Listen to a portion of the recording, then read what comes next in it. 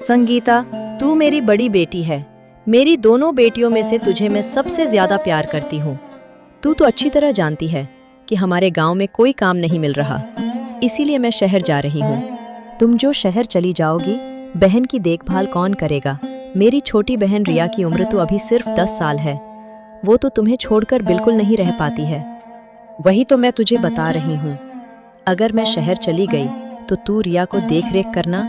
याद रखना, तू ही उसकी दूसरी माँ है। लेकिन माँ, तुम्हें शहर जाने की कोई जरूरत नहीं है। जरूरत हुई तो हम कम खाकर रहेंगे, लेकिन तुम शहर मत जाओ। तुम्हारे अलावा हमारा कोई नहीं है। थोड़ा समझने की कोशिश कर। तेरे पिताजी के मरने के बाद मैंने तुम दोनों बहनों को बड़ी मुश्किल से पाला है। अब अगर शहर नहीं जाऊंगी तो तुम दोनों का भविष्य अच्छा नहीं होगा।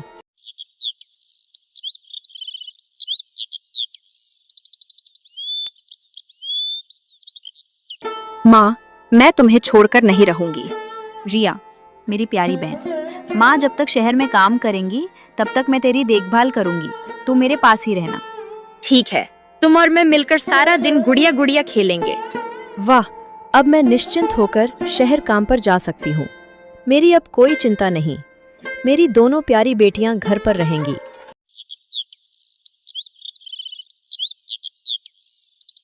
अगली सुबह उन दोनों की माँ शहर चली जाती है।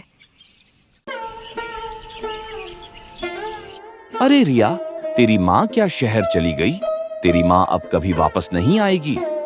बेचारे छोटे छोटे बच्चे, तुम दोनों लड़कियों की देखभाल करने वाला कोई नहीं रहा। बेकार की बातें बिल्कुल मत कहिए मनोज चाचा। मेरी माँ शहर काम करने गई है, वापस क्यों नहीं आएगी? मेरी माँ जरूर वापस आएगी। वो हमें छोड़कर बिल्कुल नहीं रह सकती। तुम लोग ये सब नहीं समझोगे। तुम्हारे पिता मर चुके हैं। अब तुम्हारी माँ शहर जाकर किसी और से शादी कर लेगी, वहीं अपना घर बसा लेगी। तुम लोगों को कभी लेने भी नहीं आएगी। मनोज चाचा, आप मेरी माँ के बारे में बेकार की बातें कह रहे हैं। हमारी माँ बिल्कुल ऐसी नहीं है। हमारी माँ हमें बहुत प्यार करती है। देखना, कुछ ही दिनों में माँ वापस आ जाएगी। अगर तू ऐसा ही सोचती है तो ठीक है, लेकिन इस भरी दोपहर में तुम दोनों बहनें कहाँ जा रही हो? हमारे घर में बहुत गरीबी है। माँ के जाने के बाद हम दोनों बहनें ठीक से खा भी नहीं पाते, इसीलिए हम काम ढूंढने के लिए इधर उधर घूम रहे हैं। तुम लोगों के लिए सच में बुरा लग रहा है। बचपन में पिता मर गए और अब माँ को भी खो दिया। अच्छा ठीक है संगीता, मैं तुझे सेठ जी के घर में काम ढूंढ कर देता हूँ। कल सुबह से ही तू उनके घर जाकर खाना बनाना। क्या आप सच कह रहे हैं? क्या सच में हम सेठ जी के घर में काम कर पाएंगे? तब तो बहुत अच्छा होगा। अरे हाँ, तेरे पिता मेरे दोस्त थे।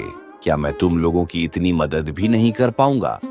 तू कल सुबह सेठ जी के घर चली जाना, वहाँ खाना बनाने का काम करना और महीने के अंत में अच्छी तनख्वाह भी मिलेगी।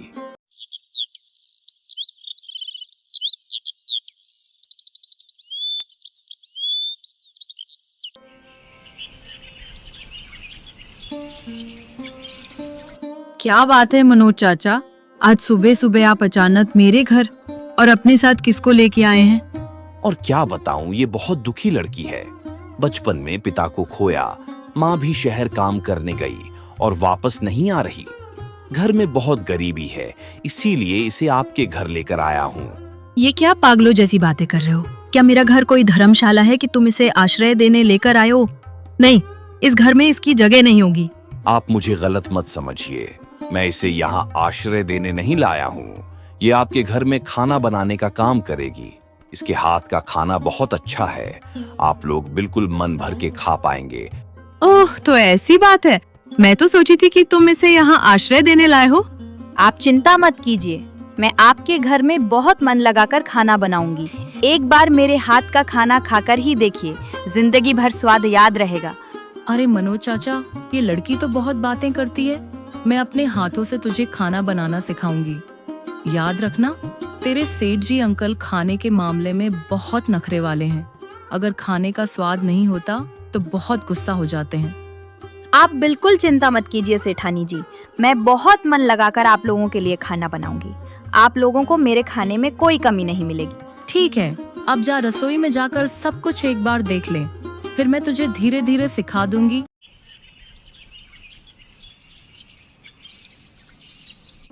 दीदी, तुम सारा दिन कहाँ थी? मुझे घर में अकेले बहुत डर लग रहा था। मैंने तो सेठ जी के घर में खाना बनाने का काम ले लिया है। अब से रोज सुबह से शाम तक मुझे वही खाना बनाना होगा। घर लौटने में थोड़ी देर हो जाएगी। माँ तो शहर चली गई काम करने के लिए, इधर तुम खाना बनाने के लिए चली जा रही हो। मैं घर में अकेले कैसे रहूंगी? अब तो तू बड़ी हो रही है, अपनी देखभाल तो तुझे खुद ही करनी होगी। मुझे तो बाहर निकलना होगा। माँ ने पिछले महीने का कोई पैसा नहीं भेजा, ऐसे कैसे घर चलेगा? ठीक है दीदी, तुम चिंता मत करो, मैं घर में अपनी देखभाल खुद ही करूंगी। मैंने तुम्हारे लिए खाना बनाकर रखा है। तुझे तो सुबह ही कहा था कि मैं वापस आकर खाना बनाऊंगी।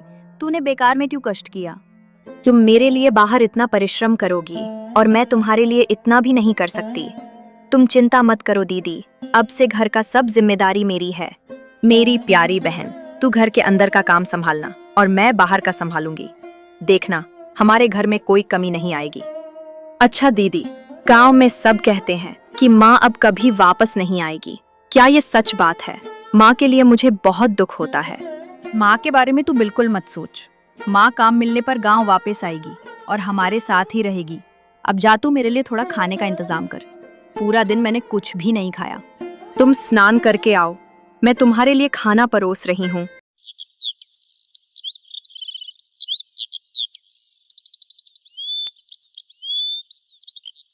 5 साल बीतने के बाद भी संगीता और रिया की माँ वापस नहीं आती है। एक दिन सेठ जी के घर जाते समय संगीता की मुलाकात पास के गांव के रवि से होती है।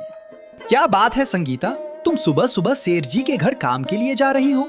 मैंने तुम्हें कितनी बार कहा है कि तुम्हें काम करने की कोई जरूरत नहीं है। हम गरीब लोग हैं, माता पिता नहीं हैं, काम नहीं करेंगे तो खाएंगे क्या? हमारा घर कैसे चलेगा? अरे बाबा, भगवान का संसार बहुत बड़ा है। मैंने तुम्हें कितनी बार प्रस्ताव दिया है कि मैं तुमसे शादी करना चाहता हूँ। तुम मेरे प्रस्ताव पर राजी नहीं हो रही हो। नहीं रवि, ये नहीं हो सकता। आप धनी लोग हैं, आपकी कितनी जमीन जायदाद धन संपत्ति हैं। हम गरीब लोग हैं, कैसे मेरी और आपकी शादी होगी? तुम चिंता मत करो, मैं अपने माता पिता को जरूर राजी करवाऊंगा और अगर वे तुम्हें स्वीकार नहीं करते तो मैं इस गांव को छोड़कर कहीं और चला जाऊंगा। आप तो जानते हैं रवि, मेरा दूसरे गांव जाने का कोई उपाय नहीं है। मेरी छोटी बहन है, उसकी देखभाल करने के लिए मुझे इस गांव में रहना होगा। अगर तुम मुझसे शादी करने के लिए राजी हो जाओ तो मैं दूसरे गांव से इस गांव में चला आऊंगा और तुम्हारे साथ इसी गांव में घर बसाऊंगा। तुम सोच समझकर मुझे अपना निर्णय बताना।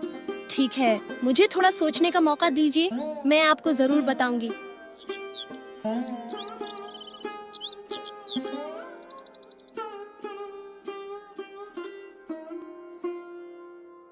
अरे, तुझे क्या हुआ है? आजकल देख रही हूँ तेरा मन बहुत उदास रहता है। मैं तो तेरी माँ जैसी हूँ, मुझे खुलकर बता। सेठानी जी, आपको मैंने रवि नाम के एक लड़के के बारे में बताया था ना? उससे आज सुबह भी मेरी मुलाकात हुई थी। वह मुझसे शादी करना चाहता है और इसी गांव में मेरे साथ आकर घर बसाना चाहता है। अरे वाह, ये तो बहुत अच्छी खबर है। तेरी जैसी लड़की को वो लड़का शादी करने के लिए राजी हो गया है, यही बहुत है। आप तो मेरे परिवार के बारे में सब कुछ जानती हैं। मुझे नहीं पता मेरी बहन राजी होगी या नहीं। सुन संगीता, मैं तुझे स्पष्ट रूप से एक बात बता दूं। तेरी बहन बहुत स्वार्थी है। समय रहते तू अपनी बात सोच। बहन के लिए अपनी जिंदगी बर्बाद मत कर। ऐसा मत कहिए सेठानी जी, आप तो जानती हैं माँ जाने से पहले बहन की जिम्मेदारी मुझे देकर गई थी। कहा था मैं बहन की देखभाल करूं। अब मैं कैसे स्वार्थी की तरह उसे छोड़कर जाऊंगी? तुझे रवि ने तो कहा है कि अगर तू चाहेगी तो वह तेरे साथ गांव में ही रहेगा, तो तू शादी के लिए राजी हो जा। घर जाकर एक बार रिया से बात करती हूँ, फिर शादी के लिए राजी होने के बारे में सोचूंगी। तुम मेरी शादी ठीक न करके कैसे खुद ही शादी कर रही हो? मेरा भी तो एक भविष्य है। अगर तुम्हारी शादी हो गई तो मुझे कौन देखेगा? रिया, शादी करने की मेरी कोई इच्छा नहीं है, लेकिन मेरी उम्र बढ़ रही है। गांव के लोग मुझे लेकर तरह तरह की बातें करते हैं, इसीलिए तो मजबूर होकर मुझे शादी करनी पड़ रही है। मैं एक शर्त पर तुम्हारी शादी के लिए राजी हूँ। तुम अपने पति से कहोगी कि वह अपना गांव छोड़कर हमेशा के लिए यहाँ चला आए।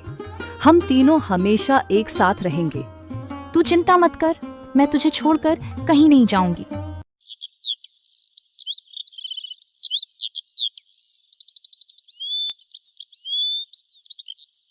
दीदी, कल जब तुम काम पर जाओ तो मुझे भी अपने साथ ले जाना। अब तो मैं बड़ी हो रही हूँ, मुझे अपनी जिम्मेदारी खुद लेनी होगी। अरे ये क्या कह रही है तू? तेरी उम्र अभी बहुत कम है। काम करने लायक उम्र तेरी नहीं हुई है। और थोड़ी बड़ी हो जा फिर काम करना। मैं कोई बात नहीं सुनना चाहती। मैं तुम्हारे घर पर बोझ बनकर नहीं रहना चाहती। तुम्हारी अब शादी हो गई है, कुछ दिनों बाद बच्चे होंगे।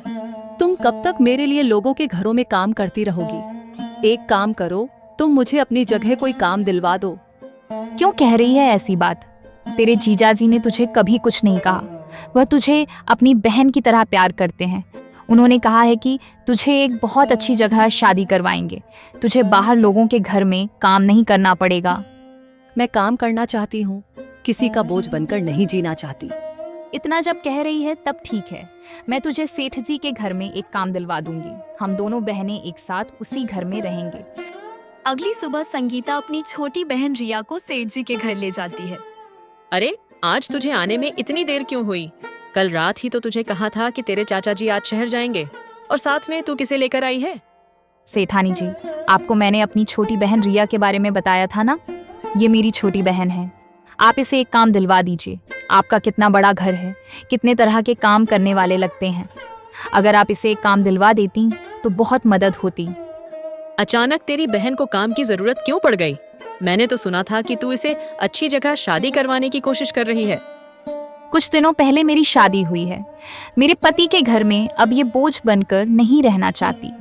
वह खुद भी कुछ करना चाहती है, इसीलिए तो आपके पास लेकर आई हूँ। ये तो बहुत अच्छी बात है। तो मैं अपने बगीचे में माली का काम तेरी बहन को देती हूँ। अगर वह बगीचे के फूलों की ठीक से देखभाल कर पाएगी तो मैं उसे अच्छी तनख्वाह दूंगी। कर पाएगी ना तू बगीचे की देखभाल? सेठ जी को फूल बहुत पसंद है। ध्यान रखना, फूलों को कोई नुकसान नहीं होना चाहिए। अरे दीदी, तुम चिंता मत करो, मैं बगीचे के फूलों की बहुत देखभाल करूंगी। तुम मुझे यहाँ काम करने के लिए लेकर आई हो, तुम्हारी बेइज्जती मैं कभी नहीं होने दूंगी। रिया नियमित रूप से फूलों की देखभाल करना शुरू कर देती है, लेकिन सेठ जी के घर में इतने पैसे, सोने चांदी देखकर उसका लालच संभालना मुश्किल हो रहा था। रिया, कहाँ गई तू? जरा इधर आना। सेठानी जी, आपने मुझे बुलाया? असल में मैं बगीचे के पौधों को पानी दे रही थी। सुन, मेरी अलमारी में कुछ कपड़े रखे हैं, जरा उन्हें धो दे। आज काम वाली नहीं आएगी, मैं उसके लिए तुझे अलग से पैसे दे दूंगी। अरे ये कोई मुश्किल काम नहीं। मामूली से कुछ कपड़े धोने के लिए आपको अतिरिक्त पैसे देने की कोई जरूरत नहीं। मैं ऐसे ही आपके कपड़े साफ कर देती हूँ। अच्छा ठीक है। ये लोग कितने अमीर हैं, इनकी अलमारी में कितने पैसे इधर उधर बिखरे पड़े हैं। मैं यहाँ से कुछ पैसे चुरा लेती हूँ। यहाँ तो कोई दिख भी नहीं रहा, कोई जान भी नहीं पाएगा कि मैंने पैसे चुराए हैं। छी छी, मैंने तुझे कितनी उम्मीद से यहाँ काम करने के लिए लाई और तू यहाँ आकर चोरी कर रही है। शर्म से मेरा सर झुक रहा है। एक बार अगर सेठानी जी को पता चला कि तू अलमारी से पैसे चुरा रही है तो तेरी और मेरी दोनों की नौकरी चली जाएगी। दीदी विश्वास करो, मैं पैसों को देखकर अपने लालच को बिल्कुल रोक नहीं पाई थी, इसीलिए ले लिए थे। देखो, मैं पैसे यहीं रखकर जा रही हूँ। तुम मुझे माफ कर दो दीदी। ये घटना मैं किसी को नहीं बताऊंगी और पूरी तरह से भूल जाऊंगी, लेकिन तू मुझे वादा कर कि फिर कभी ऐसा काम नहीं करेगी। एक दिन खाना खाते समय सेठ जी अचानक बहुत गुस्सा हो जाते हैं। सब्जी में इतना नमक क्यों है? कुछ दिनों से देख रहा हूँ संगीता खाना बनाने में बिल्कुल ध्यान नहीं देती। तुम गुस्सा मत हो, मैं उसे अभी यहाँ बुलाती हूँ। कैसे सब्जी में रोज नमक मिर्च ज्यादा हो रहा है, उसका जवाब तो मुझे भी नहीं पता। संगीता कहाँ गई तू? इधर आ। क्या बात है सेठानी जी, क्या आपने मुझे बुलाया? कुछ हुआ क्या? सेठानी जी नहीं, मैंने तुझे बुलाया है। तेरी समस्या क्या है बता तो। पिछले एक हफ्ते से देख रहा हूँ तू अच्छे से खाना नहीं बना रही है। तेरा मन कहाँ रहता है? क्यों सेठ जी, क्या हुआ? मैंने तो आज सब कुछ ठीक ठाक ही बनाया था। तूने सब कुछ ठीक ठाक बनाया है, तो इस सब्जी में इतना ज्यादा नमक कैसे हुआ? अब समझ में आया कि असली बात क्या है। रुकिए, मैं आपको समझाती हूँ। पिछले कुछ दिनों से मैं देख रही हूँ कि खाने का स्वाद बदल रहा है, इसीलिए तो मैंने आज आप लोगों के लिए खाना बनाकर अलग से रख लिया था। ये कैसी बातें कर रही है? खाना बनाकर फिर अलग से उठाकर रखने की क्या जरूरत? जा लेकर आ, देखती हूँ सब्जी कैसी बनी है। सेठ जी, ये रही आपकी पसंदीदा सब्जी जो मैंने आज उठाकर रखी थी। मुझे अच्छी तरह पता था कि सब्जी में जो समस्याएं हो रही हैं, ये कोई जानबूझकर कर रहा है। मेरे खाने में कोई जानबूझकर मिर्च पाउडर, नमक, हल्दी मनचाहे ढंग से मिला रहा है। ये सब्जी का स्वाद तो बिल्कुल ठीक है, खाने में कोई दिक्कत नहीं हो रही। तो फिर इस सब्जी में इतना नमक कहाँ से आया? पहले मैं अपनी छोटी बहन रिया को यहाँ बुला लूं। रिया, कहाँ गई तू? इधर आ जरा। मुझे क्यों बुला रही हो? मैं तो बगीचों की फूलों में पानी दे रही थी। क्या कहोगी बताओ? समय रहते सब सच स्वीकार कर। कैसे तूने रोज खाना बर्बाद किया, सबके सामने उसे स्वीकार कर। ये सब क्या हो रहा है? मैं तो कुछ भी नहीं समझ पा रही हूँ। तू अपने बहन से ऐसे क्यों बात कर रही है? विश्वास करो सेठानी जी, मैंने कुछ भी नहीं किया। दीदी मेरे बारे में झूठ बोल रही है। मैंने कोई अपराध नहीं किया है। संगीता, तू मेरे यहाँ बहुत साल से काम कर रही है। अब सबके सामने सच बता कि तू आखिर कहना क्या चाहती है। हम कुछ भी नहीं समझ पा रहे हैं। मैंने इस बहन को कितने कष्ट से पाला है और ये आज मुझे मुसीबत में डालने के लिए खाने में नमक मिर्च मिला रही है ताकि मैं घर छोड़कर चली जाऊं। कुछ दिन पहले आपने रिया को कपड़े साफ करने के लिए कहा था। रिया तब आपकी अलमारी से बहुत सारे पैसे चुराना चाहती थी। मैंने तो देख लिया था, अगर मैं इस घर में रहूंगी तो पैसे चोरी नहीं कर पाएगी। इसीलिए तो उसने चोरी के लालच में इस तरह का अपराध किया है, मेरा खाना बर्बाद किया है। दीदी, मैंने बहुत बड़ी गलती की है। मैं कभी ऐसा काम नहीं करूंगी। इस बार के लिए तुम मुझे माफ कर दो। अपनी बहन को मुसीबत में डालने के लिए तूने खाना बर्बाद किया था। जा, तू अभी मेरे घर से बाहर निकल जा, नहीं तो गांव के लोगों को बुलाकर मैं तुझे पुलिस के हवाले कर दूंगा। सेठ जी, सिर्फ वही क्यों, मैं भी घर से बाहर जा रही हूँ। नहीं नहीं बेटी, तू क्यों बाहर जाएगी? तू तो एक चालाक रसोइया है जिसने चालाकी से मेरी इतनी बड़ी मुसीबत टाल दी। अगर तू अपनी बहन को ऐसे न पकड़ लेती तो वह मेरे घर से बहुत पैसे चोरी करती। तू मेरे यहाँ जिंदगी भर काम करेगी, कोई समस्या नहीं। तेरे जैसी ऐसी चालाक रसोइया मिलना किस्मत की बात है।